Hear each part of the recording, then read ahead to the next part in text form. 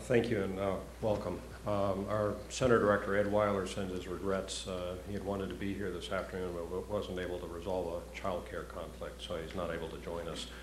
We do have a number of other members of our management staff, our Barbara Cherry and Krista Pakeman, our Assistant Associate Center Directors, and Diane Williams, who is our Director of Management Operations, whose folks have handled all the logistics for allowing us to be here and getting the center open up today, which is truly a monumental task. And frankly, I think it's one of the tributes to Yoram that everybody simply dove in and knew this was something we had to do today, and we were just going to go do it.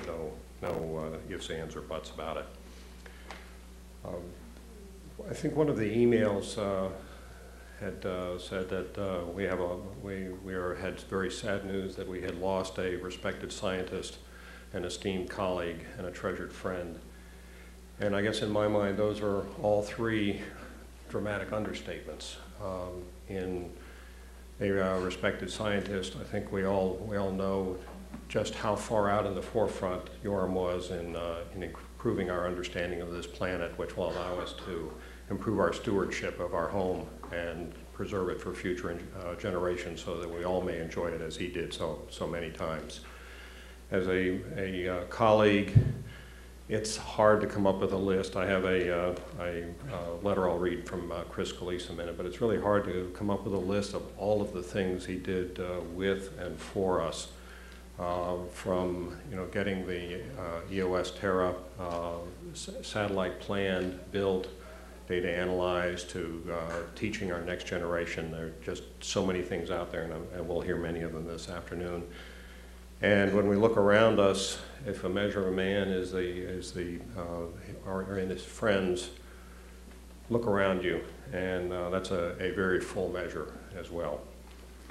I'd like to read two notes from this afternoon. The first is from Al Diaz, who is our former Center Director and also the former Associate Administrator for Sciences at NASA headquarters. And I will just read excerpts because clearly they had a great many thoughts to share with you. Yoram's career from Al Diaz. Yoram's career at Goddard was the embodiment of excellence and creativity. His wit and wisdom brightened my life while I was at Goddard. His energy was infectious, and he made a difference in helping us understand ourselves and the world around us. We should remember him as a pioneer leading the way to a brighter future here on Earth. From Chris Scalise, who knew Yoram very well because they worked together on the EOS Terra. Chris at the time was the Terra project manager and later the Deputy Center Director and now NASA Chief Engineer. Chris sent his regrets. His daughter is graduating from high school this afternoon, or I'm sure he would have been with us as well. And frankly, I was trying to figure out how to excerpt this, and I'll probably read quite a bit of it because it just captures so many things that we all knew and loved. Chris says, I had the great pleasure of knowing Yoram for a number of years. We first met when he became the project scientist for Terra in the mid-90s. And for that time forward, Yoram and I became friends as I watched and learned how a great scientist and a person accomplishes so much. Yoram was instrumental in communicating the challenges of developing a new spacecraft and a new mission and the problems to the broad scientific community. He did so with great skill and effectiveness because of the respect that the community had for his work and for him personally. I recall a time in particular during the series of external delays that prevented us from launching Terra for over a year. And at that time, Yoram focused the community on productive tasks to improve the mission and the data system. And we did finally launch Terra, and Yoram's predictions about its utility and the utility of MODIS data in particular came true. And that extra work that he put in while we waited proved very, very important.